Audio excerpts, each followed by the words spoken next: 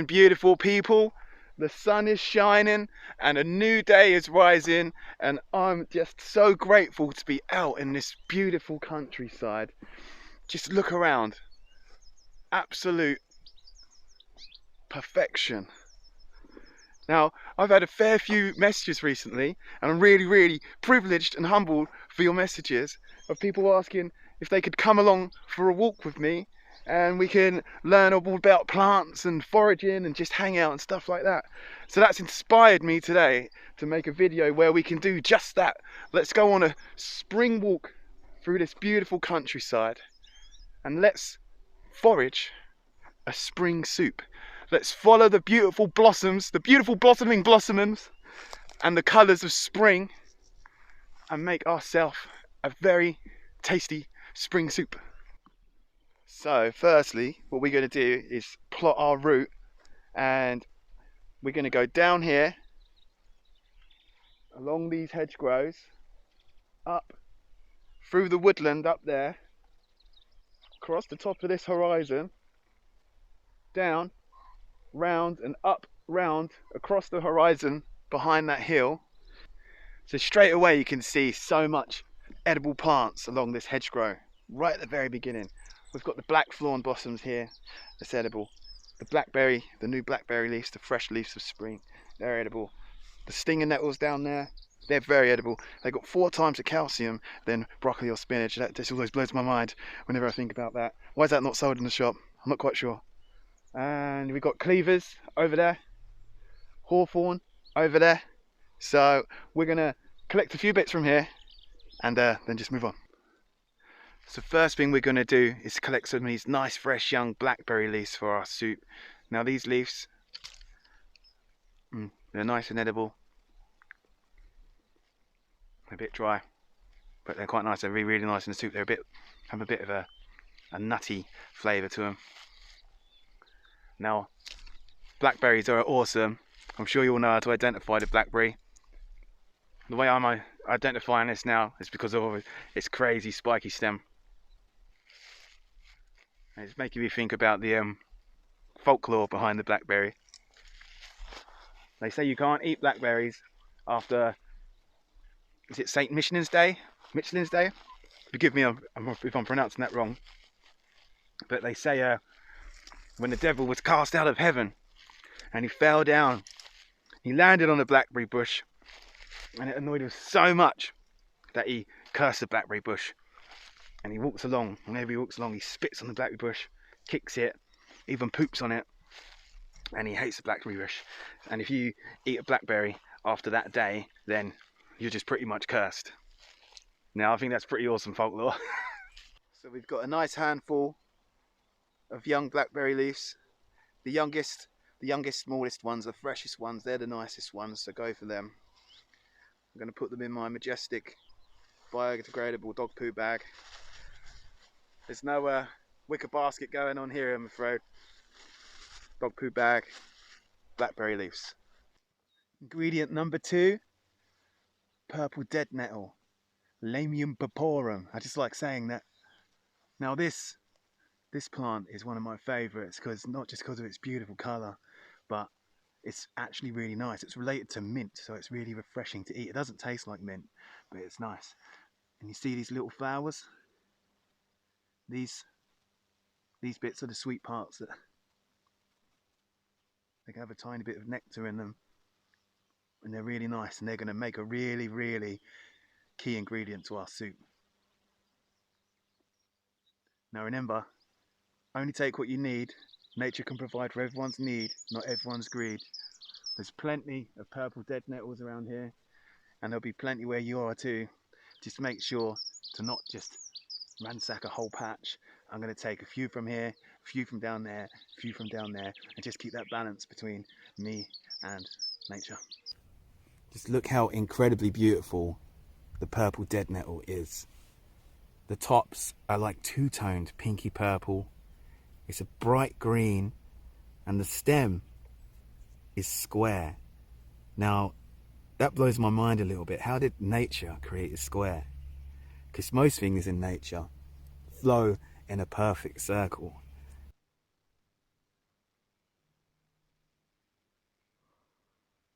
If you're interested in learning all about this plant, check out my video on it where we dive deeply into all of it, from nutritional to medicinal info to its history and folklore and all that awesome stuff.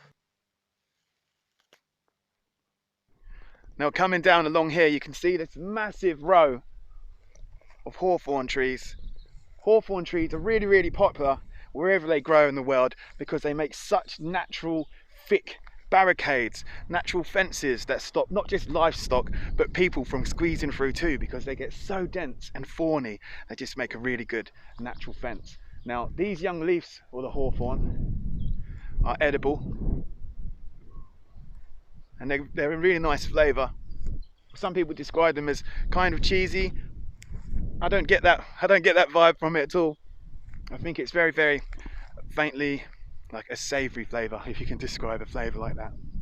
Now, to know if we've got a hawthorn tree with the young leaves, it's pretty simple. The young ones are tastiest, but find a bigger one and you'll see the leaf. It has 5 lobes and they're alternate directions, and it has them little spikes at the end. Now that's the common hawthorn leaf, and that's edible, and we're going to add a bunch of that to our soup. Now the hawthorn tree is such a special tree because not just the leaves in early spring are edible, but of course the berries. The berries on these hawthorn trees later on in the year, it's crazy. They create tons and tons of berries, making it a really, really special food source for birds. And the berries themselves they're just incredible because they're really, really good for healing our hearts. They're great for our health. And not only that, they're really good for soothing anxiety too, because lots of the teas, herbal teas that I make on this channel and that you see around, say, about treating anxiety, and they do, they're very mildly calming. And the hawthorn tea, the hawthorn berry, is kind of the next level to that. It's a much more of a stronger anxiety reducing, calming tea. And if you have problems with anxiety, stress, and you just want to calm down a bit, then get out there and make some hawthorn berry tea. Now I'm going to collect some of the young leaves from these hawthorn trees along here for our spring soup that I'm looking forward to. I'm getting pretty hungry. It's coming up to lunchtime now. Now, don't hesitate to get out there when the berries come and make yourself some hawthorn ketchup and some hawthorn tea, because the berries of the hawthorn are absolutely abundant and there's plenty to go around. And if you're interested in diving into the hawthorn tree in a much more deeper level, check out my video here, and we celebrate everything to do with the hawthorn tree. So from this hedgerow coming down to here, we got purple dead nettle, blackberry leaves, hawthorn leaves, and I think that was it. Let's just look at this day. The sun is shining, this blue sky, beautiful big clouds in the sky. You couldn't get a better day than this to be out and about. I love the term basking in the ambience. I'm basking in the ambience of the natural world, of nature. It's incredible. Okay, let's have a sit down for a minute. Check out the view, it's quite nice. We walked along that hedgerow, along down and up here. So I'm quite far away. Look, and this birthday balloon floated all the way up here. And when you're out and about in the countryside, it is a pain, but let's just pick it up and put it in our bag, and let's just take responsibility from the natural world together. It's not our rubbish, but let's just clean up the countryside all we can together. We're up, we're at the woodland. Let's go in. Now there's some beautiful bright yellow gorse here, gorse of course, that is right next to this field. So we're not going to take that gorse because I happen to know that this field's got chemicals on it and it all gets on the plant life, and you don't want that in your body. So we're going to go further in. Let's go. Now I actually came in this woodland specifically to collect some sweet violets, and there's this massive patch that goes all the way around the corner. But just like that, the beautiful violet flowers are gone. As quick as they've come, they've disappeared. They go from pure bliss and beauty to just gone again. Now, Sweet violets smell amazing and been traditionally used for its medicinal and nutritional benefits since the ancient times, and used in perfumes too. And the flowers and the leaves are edible and really good for you. And a really cool thing about them is they're actually a heart shape, the symbol that we use to represent the heart. Now I'm going to put some of these in our soup because they're really good for you and tasty. Just like salad leaves, they're pretty plain, and that's what you want when you're making salads and things like that. And I think violets are a really good reminder, a really good way of nature reminding us that it's a good thing to just let things go. So let's head out this woodland, and if you're interested to learn more about sweet violets, then check out my video all about violets. I tripped over, and we dive into everything about the sweet violets, and we make some amazing tea. And the incredible thing about violets is, right, colour is amazing. It's one of the most amazing creations of nature. It's colour. Where did it even come from? Colour. Amazing. Well, sweet violet, you make it into a tea and it goes an amazing shade of blue. I'll put it over the screen now. You see this beautiful blue tea? That is incredible. Stunning shade of blue.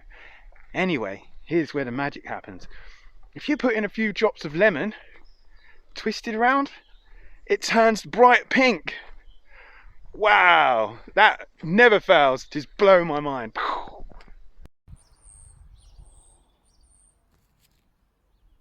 Cherry blossoms.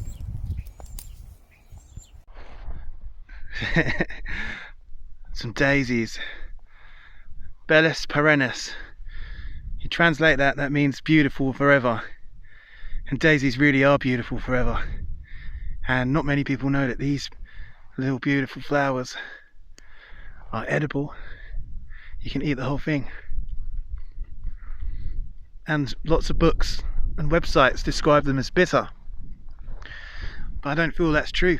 They're actually kind of like refreshing and lemony. And they're so good for you. Now, daisies is a must-have ingredient for our spring soup that we're making. If you're interested to learn more about the daisies, check out my daisy video. It's one of my favourite videos. Daisy is one of my favourite flowers because it's like the underdog. It's so forgotten, and it's anything but a noxious weed. It's incredibly nutritional and medicinal. Can be used for so many things. I've climbed I'm really high up now.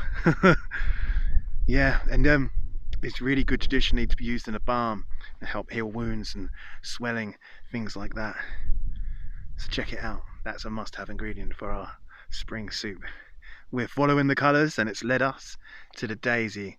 Look, it's got beautiful shades of pink around it, bright white petals and a heart of gold.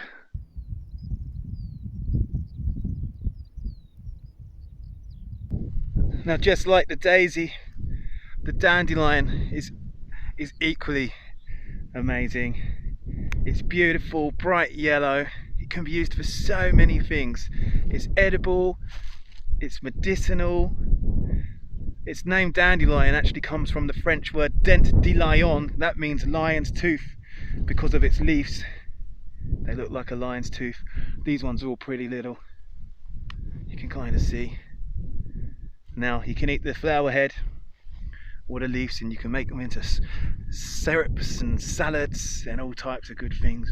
You can use the sap on warts. You apply it to warts 3-4 times a day and you keep doing it, and eventually that will naturally treat your wart. It's an absolutely stunning wildflower.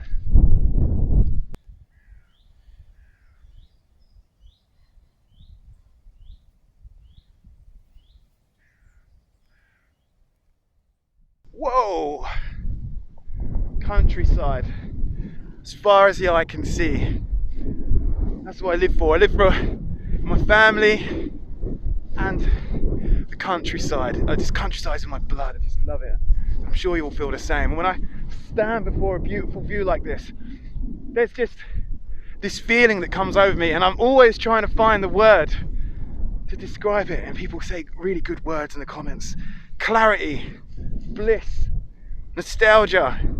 It's all them feelings. It's wrapped up into one, and I guess I don't know, it's just that feeling of this is where I'm meant to be. Now, I took an epic drone shot from up here the other day, and let's just take a moment to take all this in. And people ask me sometimes, where in the world are you? That's beautiful. This is the Downs. Of course, I'm not going to say exactly where I am. Unfortunately, can't do that on the internet safety. But I'm on the Downs, and this is a part of England. It's so stunning, it just takes your breath away. Oh, the weather's turning on me, and I'm all the way up this top hill. It's probably the worst place to be when the weather turns, but it's alright. It makes me feel alive to enjoy the elements. And here's some beautiful gorse. The gorse is like the reggae of the plant world. Have you ever been out on a cold day and you heard reggae and it just makes you feel warm? Gorse is the same thing. You see gorse, it just warms you up, makes you feel happy. Now, traditionally, in the ancient days, they'd actually prescribe gorse to treat hopelessness and despair. And I feel like there's a lot of truth to these ancient treatments, these ancient ways that they use plants. And I'm not saying that gorse has magic powers that treats hopelessness and despair. Maybe they did mean it in a magic way, or maybe they thought, you know what will cheer you up if you just go out and get yourself in the bright yellow wildflowers of gorse. And maybe that's what they meant. Now, the gorse is an incredible plant because you'll find it flowering all year round. It's evergreen and its leaves are just insanely spiky. If you fall into gorse, you're in trouble. There's a guy, I believe his name's Dave. Sorry to bring you up, Dave. Saw it on the news a few years ago. He went on a night out and he actually somehow got stuck in the middle of loads of gorse. And after like 2 days, finally a passerby heard his calls and they couldn't get him out, and he actually had to be airlifted out of the gorse. That's how prickly that stuff is. Now, it's rich in protein and can be made into many things. We've made a video on how to make it into a cordial, and it was a really big hit. We've got so many pictures and videos of people out enjoying the cordial, and that's what the goal is, to get people out and experiencing these things. Now, you can eat the flowers, and the warmer the weather, the stronger of the coconut flavour and scent that it gets. Now, it's been sunny all day, so that's really nice. And I'm going to take some of that to make a cup of tea with our soup. Now, this is rich in protein, and the seeds in the summer, they explode, pop, pop, pop, pop, so it fires all around the gorse, and they can stay in the ground alive for 40 years. So years and years later, they can still grow. That's a pretty incredible fact about the gorse. Like I said, it's rich in protein. If you grind the whole bush up, you can feed it to animals, and it's almost got as much protein as oats, and that's really high protein content. And it's just a beautiful plant. The gorse makes me happy, and I just love it. So we're going to put the gorse in a separate bag because this bag's for tea. I'm only going to take what I need, which is about 2 teaspoons worth for a nice cup of tea to have with our soup. Now, you might want to use gloves for this. I don't. Not because I'm super brave or anything like that, just because if you're a precision picker, you'll be fine to just pluck them off and enjoy a lovely gorse tea. Now, I've seen loads of bees right now flying around this gorse, which is great because bees are so important.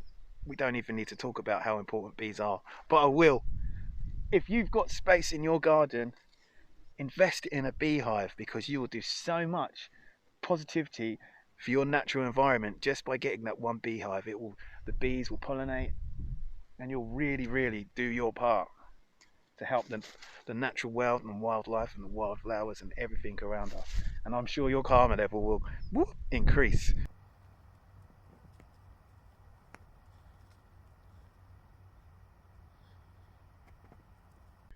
Another thing to look out for is something called wallpennywort or wallpennywort, however you like to pronounce it, and you'll find that growing along old walls like this.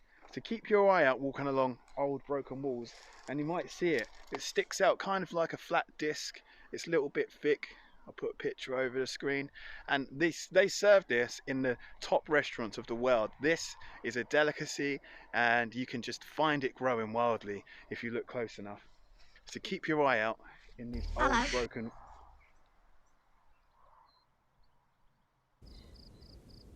Did you just say hello? No, I said hello, but that's close enough. Are you a worm? Yeah, that's right. You don't by any chance know where I could find some woolpenny wort, do you? Woolpenny wort? Oh, me? Nah, I'm just a worm. Oh, right.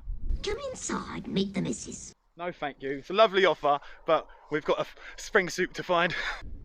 So we've been walking for about 3 or 4 hours now, and we're coming over the final horizon. You see down there? So, 1 horizon, 2 horizon, giant circle, and now we're coming down into this meadow. And meadows are really abundant with all kinds of edible life. So we go down there, we collect a few more things.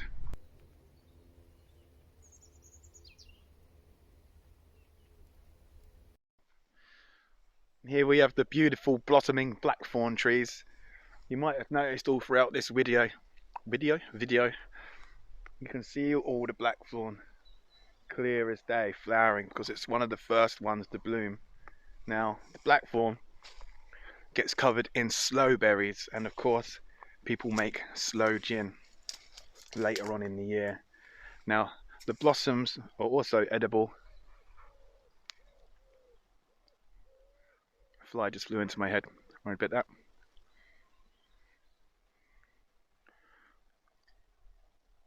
But they've not got amazing flavour. They've not got a bad flavour either.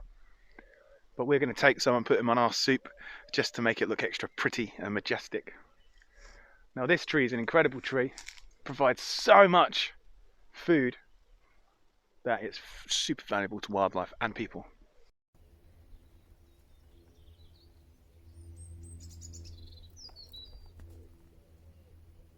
Can you believe it? Remember I found that party balloon at the beginning, one of them pop numbers. Just found the other one. That's miles away over that. Probably about 6 miles away. That's how far balloons go when they get let go. They fly all the way out into the countryside and then they pop once again. We'll take that with us. Here we have some red-veined dock. Now, dock leaves are edible. You can't eat loads of it, otherwise it will upset your stomach, but you can have some.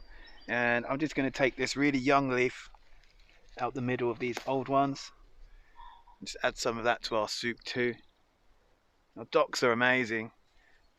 You can put them on your, when you get stung by stinging nettles, I'm sure you all know. And it's actually the stem that's coming out now that really holds all of that magic power.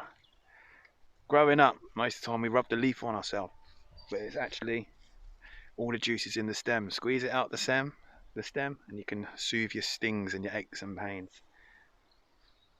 Now this is a red-veined dock, obviously because it's got red veins.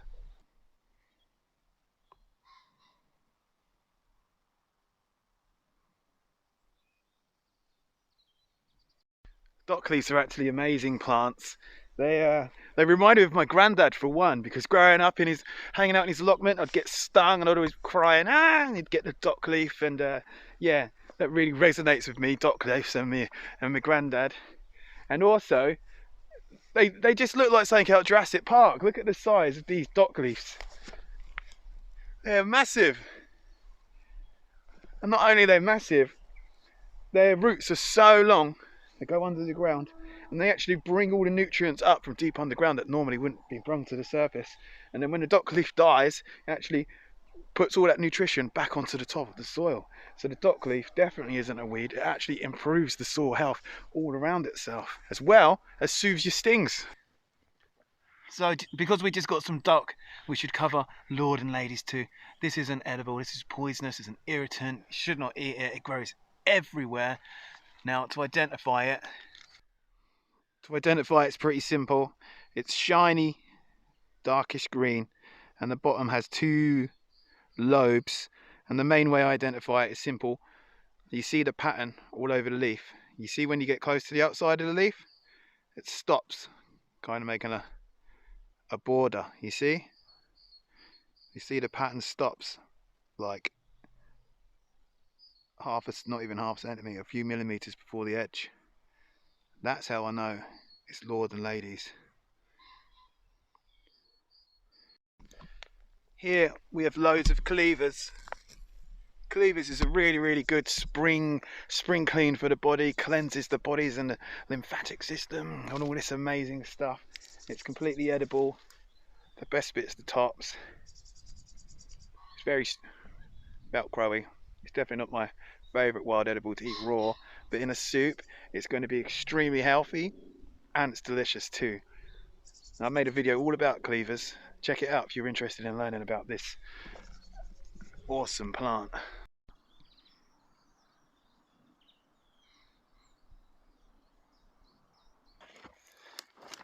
And last but not least, the stinging nettle.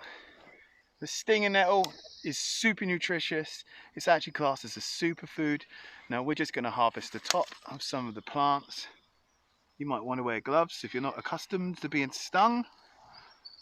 Now we're just going to harvest the tops of the plant, and that allows the plant to recover. So we're taking some food and we're not damaging the environment at all. These tops will just grow back and we can come back and chop them off again. Now this plant is one of the king of the weeds. It grows everywhere. It's super nutritious. It's packed full of all the vitamins and minerals that you can think of. And I'm surprised that we haven't started selling it in the stores. So this is the last addition to our soup. So let's go cook it up.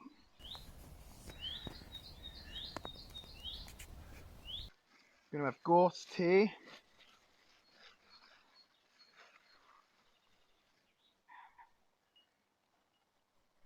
Lots of gorse. Lots of gorse. Of course, lots of gorse. Add your hot water.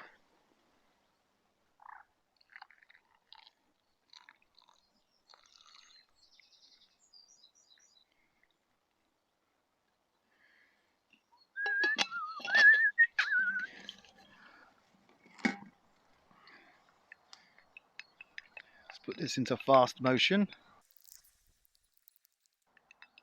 And there we have a nice gorse tea. Nice herbal tea. Nice and yellow. You can actually use gorse to dye clothes. Yellow, of course. Now we've got the tea done.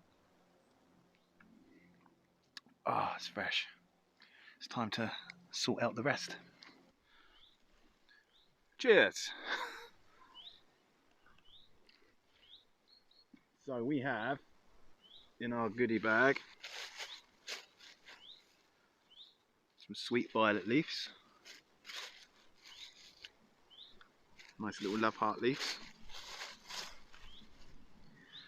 Then we have daisies. The beautiful daisies. Then we have dead nettles.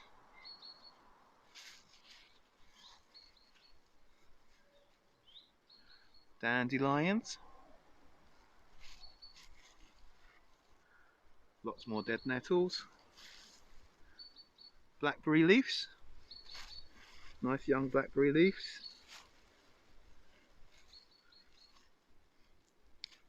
I have some plum blossom that I got on the way here. Then we've got some Blackthorn blossoms. Put a sprinkle of them in for good luck.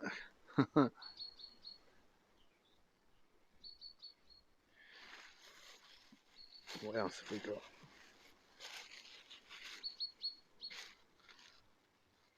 Put all that in there.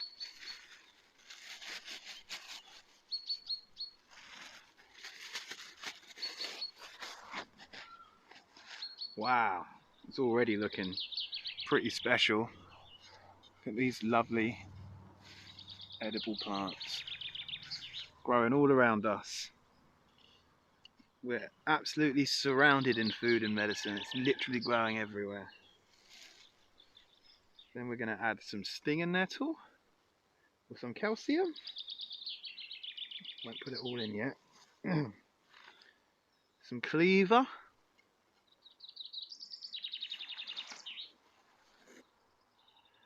Just going to use the top parts of cleaver, but you can use them all the way down if you want, but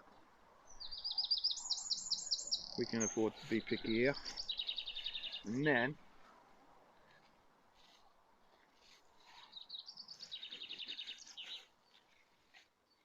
I'm going to add a little bit of dock. Now, dock's a bit bitter, so we're only going to add a little bit. Just add a bit. Plus too much give you stomach ache. So just a bit of dock.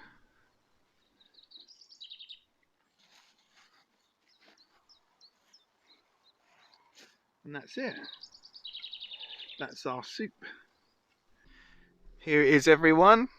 Look at that for a delicious soup. That's going to be my lunch. All these lovely wild edibles all have so many magnificent uses. They're full of nutrition and medicinal goodness. They're just pure health in a bowl. Doesn't it look beautiful? While I was sorting that out, I felt like I was arranging a floral arrangement of flowers. Now, we've got dead nettles, dandelions, cleavers, sweet violets, blossoms, stinging nettle, blackberry leaves. So many beautiful wild edibles.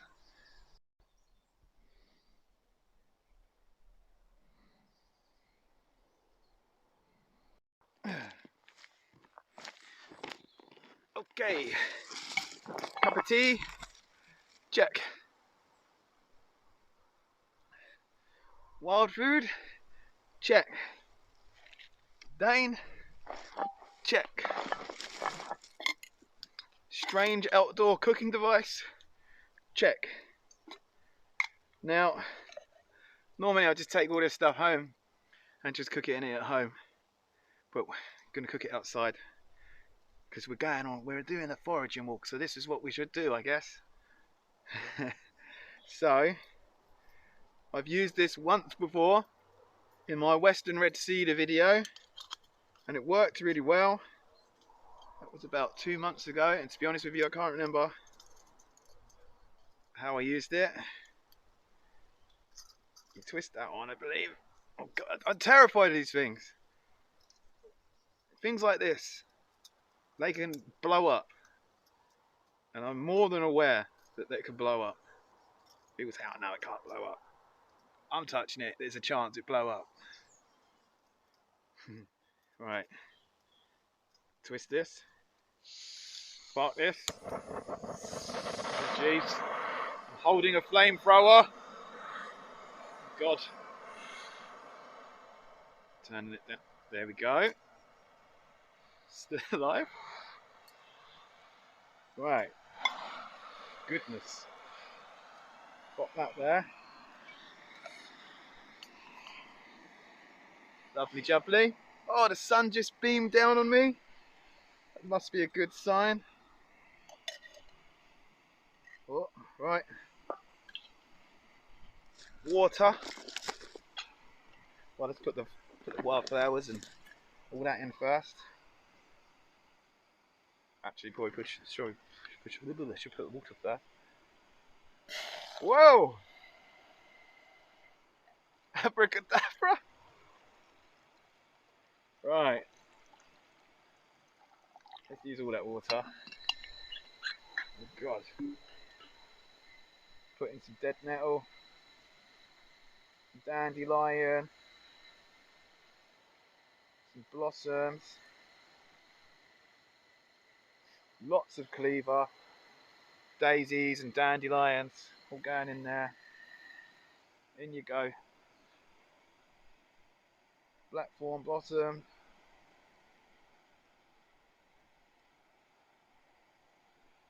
Sweet violet leaves. Bit of dock for luck. Wait there. Just going to get some more water.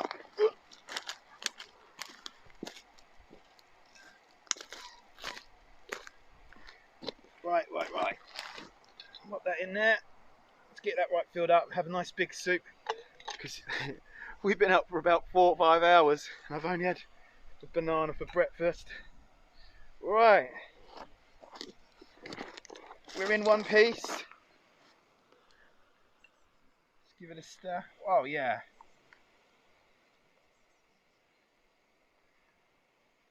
Can you imagine the amount of vitamins and minerals that are in this? We got all of them. We got the whole alphabet. There's some more blossom. Oh, forgot to open their handles. Novice mistake, I guess that is. Right. We're cooking. Now, for the magic ingredient. Not this. These are wildflower seeds.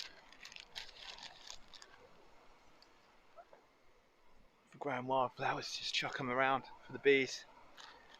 Special little way of saying thanks. Thanks for the soup. I'm going to plant all these in a minute. Because you get what you put out in life. You put out the good, you get the good back, you know? And I left that bowl, by the way. I left them bags open, all that stuff, for about 15 minutes so that any bugs leave. Oh yeah, the magic ingredient. Stock.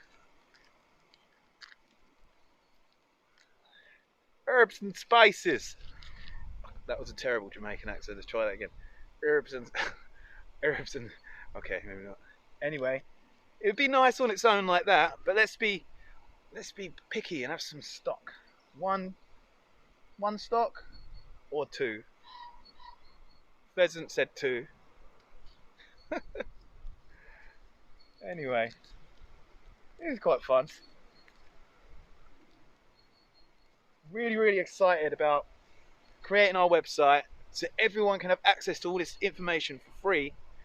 I think that it should be taught in schools, and we're on a mission. We're just trying to get it out there and everywhere, reach as many people as we can. So if you like this video, subscribe and share it, then this helps us reach more people, and it helps more people get out there and reconnect and experience nature in a much more wholesome way and create longer connections. Because if we pass that connection on through the generations to our children, if you bring out your little kids, your little grandkids out and do things like this with them, and in return they'll have that nostalgia and that connection with their environment. When they grow up, they'll look back, and when you have a connection to something and you love something, it makes you want to take care of it more. And that's where we're coming from. Create the connection, reconnect with nature, pass it on to the next generations, and then ultimately we can start fixing this world. Because the world's all right, but we definitely need to get more of a balance between us and nature. We definitely do. I'm ranting. There goes the train. It's a really good proverb to do with trains. So your mind is the train station, right? Picture it, your mind's the train station. The trains that go through it are thoughts. You can either get on that train and ride it around, or you can just watch the trains go by. Now I have a problem personally with getting on them trains and riding them to all sorts of anxious destinations. The best thing we can do is just watch them trains go by. Them trains represent the thoughts. And that's a proverb that I read years ago, and it just resonates with me. Think about it when I hear a train sometimes. Don't ride them anxiety trains. Just watch them pass. I'll show you the soup so far. Whoop. There it is. I've never had a contraption like this before. Whenever I've done anything like this, it's normally been with a fire, but this thing's really cool. It costs £20. I can't remember what it's called. Type in like mini stove or something like an eBay, Amazon. It pops right up. It's really good. I plan to use it a lot in the future. Summer's coming. We love camping. We're going to get out and camp, and rather than always having to make fires, whip this out. Just enjoy some fresh soup. And you guys, after you've watched this video, if you've watched it all the way to this point, awesome. Get out there and forage a soup. Learn these things. Enjoy the experience. Don't worry about the destination. Enjoy the journey. We tried some. See if it's ready. Let's try some daisy. Daisy and dead nettle is my favourite thing in here. Nice bit of dead nettle.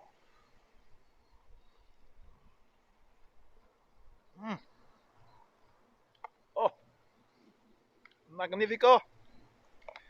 Ah, wow, that's good. Anyway, guys, I'm going to sit here and enjoy my soup.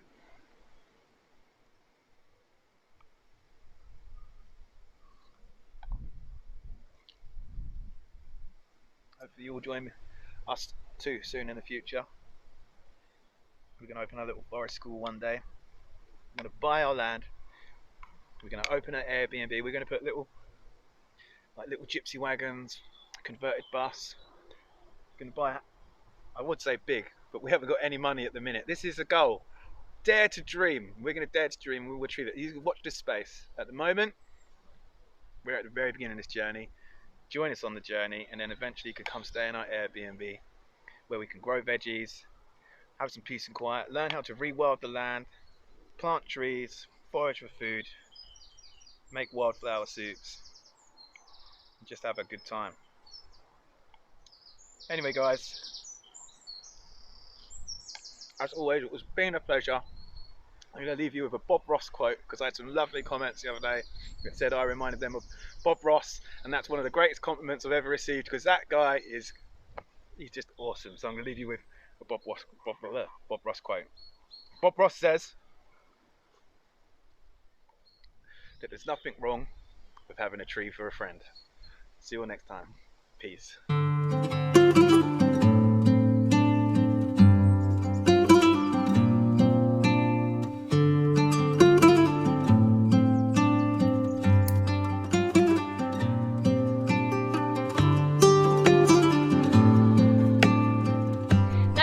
Guys, don't forget to like, comment, subscribe and ring that bell so you get notifications whenever we upload a video.